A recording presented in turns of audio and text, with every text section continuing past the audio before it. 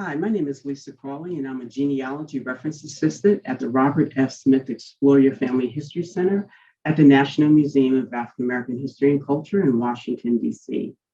Genealogy is the study of family history by generation. Genealogy looks at how do you track your family tree on your mother's side and your father's side. It begins to uncover who were your grandparents, who were your great grandparents, and who were your second great grandparents. The other aspect of genealogy is asking the question, what are the stories of your family and what is your actual family history? And so how do we begin to collect those stories and what kinds of oral history what kind of oral history interviews can we conduct with our family members?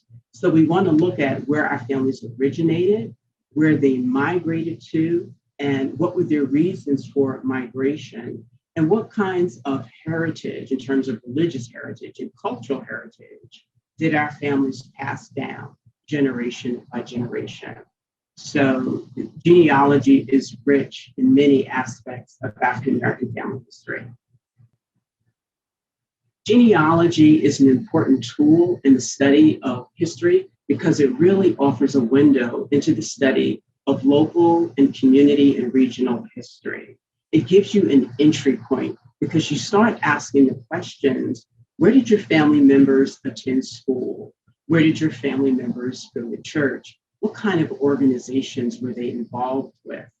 And as you begin to connect with the larger genealogy community, you'll find out that genealogists are not only studying their specific family members, but they are lecturing and publishing papers and books on historic Black schools, historic Black churches, sports activities, historic Black business districts, and historic Black-owned businesses. So they're looking at a myriad of topics in local and state and regional history. And by studying all those different specific topics, you're really creating a very rich and regional history across the country.